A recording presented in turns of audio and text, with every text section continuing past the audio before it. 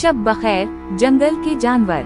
पहाड़ों के दरमियान एक छोटा सा चश्मा बहता है जो एक ऊंची पहाड़ी से निकलता है। लेकिन ये कोई आम चश्मा नहीं है, इसमें जादुई ताकतें हैं। हर रात ये खुशगवार आवाज के साथ बहता है और जंगल के तमाम जानवरों को ख्वाबों की दुनिया में ले जाता है। आज रात ये हमें दावत देता है कि हम इसकी मदद करें। तो आइए अपनी आंखें बंद करें और तसव्वुर करें कि हम बहुत छोटे हैं। हम एक ताज़ा गिरे हुए बलूत के पत्ते पर बैठे हैं और चश्मे की सतह पर तीर रहे हैं। चांद की रोशनी में बहते हुए हम खुद को मुकम्मल तौर पर आराम दे सकते हैं। हम अपने बाजू और टांगे आराम दे सकते हैं और नरम चश्मे को हमें ले जाने की इजाजत दे सकते हैं। हमारा जिस्म सुकून में है और हम पुरसुकून महसूस कर रहे हैं। हमारी सांसें धीमी हो रही हैं। हम सांस लेते हैं, सांस छोड़ते हैं, सांस लें, सांस छोड़ें, फिर से आहिस्ता से। बलूत का पता खामोश चश्मे पर बहता हवा हमें जंगल के जादुई सफर पर ले जा रहा है। हम सूरज की आखिरी किरणें देख सकते हैं और एक खामोश और पुरसुकून रात पीछे पीछे आ रही है। अब हम एक चपटी पत्थर के करीब पहुंच रहे हैं जहां एक छोटा मेंढक बैठा है। वो अपनी छलांगों से भरपूर दिन के बाद थका हुआ है। सोने से पहले वो इंतजार करता है कि हम उसे शब बखैर कहें और अच्छे ख्वाबों की दुआ दें। तारीक आसमान, जिसमें लाखों झिलमिलाते सितारे हैं, दिन की रोशनी की जगह ले चुका है। मेंढक आखिरी बार जमाही लेता है और अपनी आंखें नींद से बंद कर लेता है।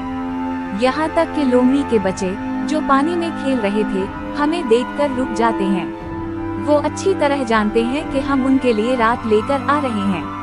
सो जाओ छोटी लोमड़ियों। मामा लोमड़ी को इन्हें बुलाने की जरूरत नहीं पड़ती क्योंकि वो खुद ही अपने बल की तरफ जा रहे हैं।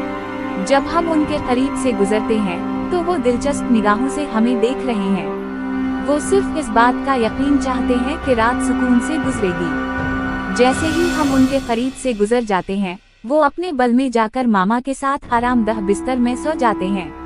हम एक खली जगह से गुजरते हैं जहां दिन की आखिरी रोशनी बिल्कुल खत्म हो जाती है। परिंदे गाना बंद कर देते हैं और चश्मा धीरे बहता है। हम अपने साथ सुकून और खामोशी ला रहे हैं। पौधों के पत्ते भी सुकून के लिए सिकुड़ जाते हैं। क्रिकेट अपने खास गाने गाना शुरू कर देते हैं, हमें शब बखैर कहने के लिए। हम आगे बढ़ते हैं। तकरीबन हर कोई और हर चीज हमारे पीछे सो चुकी है, लेकिन हमें सफेद दम वाले हिरन को शब बखैर कहना है। वो पूरे दिन जंगल में अकेली खेलती रही और अब खुश है कि आखिरकार आंखें बंद करने का वक्त आ गया है। हिरन अपने खानदान के साथ नरम घास पर लेटा हुआ है, सितारों की चमक के नीचे हमें गुजरते देखने के लिए। हम इस प्यारे खानदान को पुरसुकून नींद की दुआ देते हैं। शब बखैर प्यारे हिरन। हम आहिस्ता से जंगल के उस हिस्से में आते हैं जहां रीछ के बच्चे खेलते हैं। अब हर जगह मुकम्मल अंधेरा है। छोटे छोटे सितारे आसमान पर जगमगा रहे हैं। इन दो नन्हे रीछों को सोने पर आमादा करना मुश्किल है। वो खेलना पसंद करते हैं और अगर मौका मिले तो सारी रात खेलते रहेंगे। लेकिन वो जानते हैं कि आराम करना जरूरी है, चाहे इन्हें ये अच्छा ना लगे।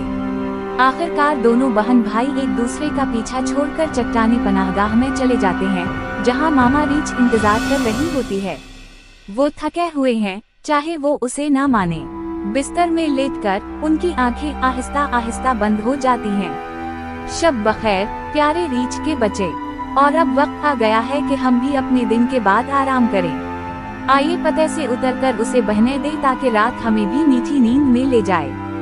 जंगल के जानवरों की तरह हम भी अपने नरम बिस्तर में सुकून से सोने के लिए तैयार हैं। चमकते सितारे, क्रिकेट का गाना, अल्लू और दूसरे तमाम मखलूक आपको शब बखैर कहते हैं।